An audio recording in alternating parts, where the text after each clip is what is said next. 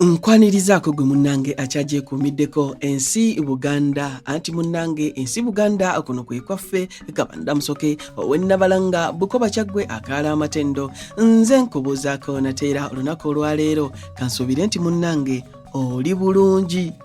Munnange tukyali mu katabo kaffe omulembe gwa Muteesa owookubiri era nga kano kawandiikibwa omukulu Ernest Kibuuka era ng'olunaku olwaleero tutuuse ku mutwe ogugamba nti endagaano ya Buganda eya 1961. Endagaano ya Buganda eya 1961 ye yadibya endala zonna Buganda ze yali yakakola ne gavumenti ya Queen.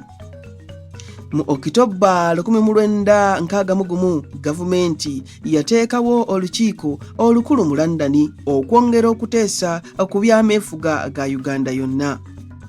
Kabaka ne baminisita be kye baava nate bakwata ebiwandiiko byabwe ne bagenda beetaba mu luteeso olunene olwaliwo mu London olwamanyibwa nga Uganda Constitutional Conference olwali mu Marlborough House. Olukiiko luno lwali lukulu nnyo okubanga ebitundu byonna ebya Uganda byatuma ababaka baabyo okubyogerera era n'okuteesa kwali kwa bbugumu nnyo. Anti bwe bamala okulaba ng'Omungereza ali kumpi kukiggyamu nta, olwo nga buli kitundu kisika kizza waakyo. Ebya Buganda ebisinga byali bigenze bulungi mu kuteesa kuno kubanga gavumenti ya Buganda yaweebwa obuyinza bungi mu ndagaano ya 1961 okusinga ne bwe kyali mu ndagaano ya 1955. Naye ebyaleeta ensasagge ennene mu kuteesa bye bino bye ŋŋenda okukubuulira naawe obimanyeeko.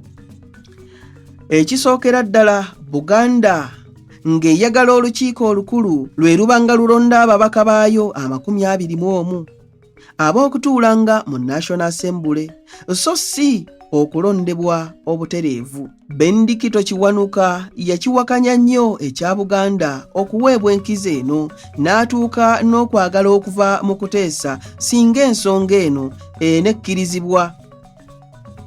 Engeri Bendikito Kiwanuka gye yawakanyamu ebya Buganda mu kuteesa kuno yennyamiza nnyo Abaganda.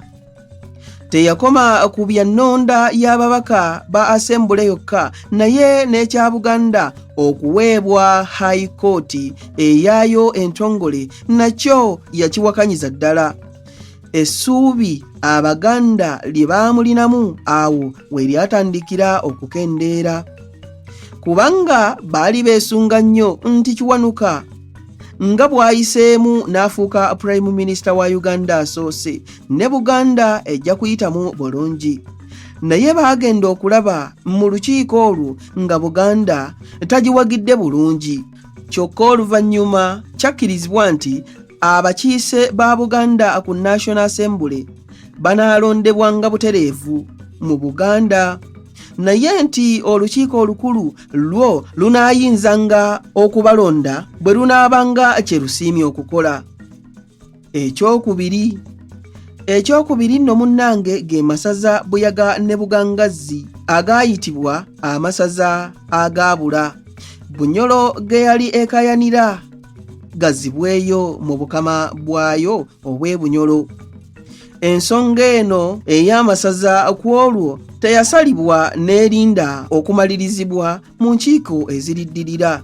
Omukulembeze w'ababaka ba Buganda Michael Kintu yali agaanyi okussa omukono gwe ku kyali kikkiriziganyizibwako nga ebisinga yali tabisiimye okutuusa Kabaka yennyini lwe yamulagira abikkirize ku lw'obulungi bwa Uganda yonna. Bino nno Buganda bye yafuna mu ndagaano eya 1961. Buganda okwegatta n'ebitundu bya Uganda ebirala mu ngeri ya federo. Ekyokubiri Buganda okusigala ng'efugibwa Ssaabasajja Kabaka wa Buganda era nga ku mikolo emitongole anaakubirwanga emisinde gy'emizinga 15. Ekyokusatu kabaka wa Buganda okulondebwanga nga bwe kyali ng'edda ng'ava mu boolulyo olw'eŋŋoma ya Buganda.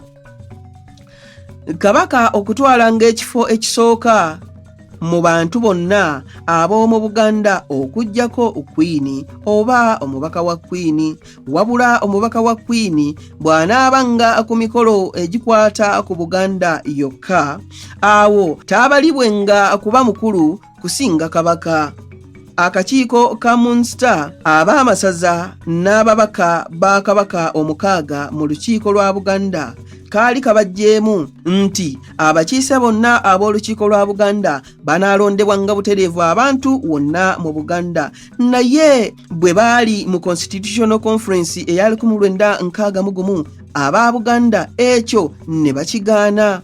Mu ndagaano eya 1961 olukiiko lwategekebwa bwe luti: abakiise abalondebwa obutereevu 68, ababaka ba kabaka 6, ab'amasaza 20, baminisita 6 awamu omugatte be bantu 100. Ekyokutaano, Buganda yakkirizibwa abakiise 24 mu National Assembly, kwabo 3 nga bava mu kibuga Kampala nga banaalondebwanga butereevu, naye ng'olukiiko lunaayinzanga okulondebwa bwe lunaabanga kye luteesezza okukola. Ntuuse ku mutwe ogugamba nti obuyinza obuteeka amateeka. Mu Constitution ya Buganda eya 1961 obuyinza obuteeka amateeka mu Buganda bwayawulwamu ebitundu 3 era nga bye bino: olukiiko lwa Uganda oluteeka amateeka lunaabanga n'obuyinza ku nsonga ezikwata ku nsi z'ebweru, okukomyawo ababa bazizza emisango ne baddukira mu nsi z'ebweru, ebya passport ne visas, eby'amagye ne poliisi, eby'amateeka ko n'ebirala.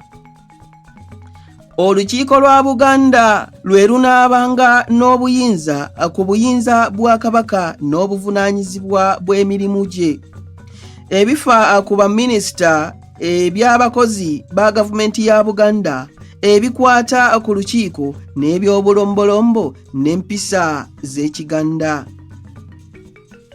Ku bisigaddewo kyakkirizibwa ng'enkiiko zombi olwa Uganda n'olwa Buganda ziyinza okubiteekako amateeka, naye nga wabaddewo obutakkiriziganya, etteeka ly'olukiiko lwa Uganda lye lijjanga okugobererwa.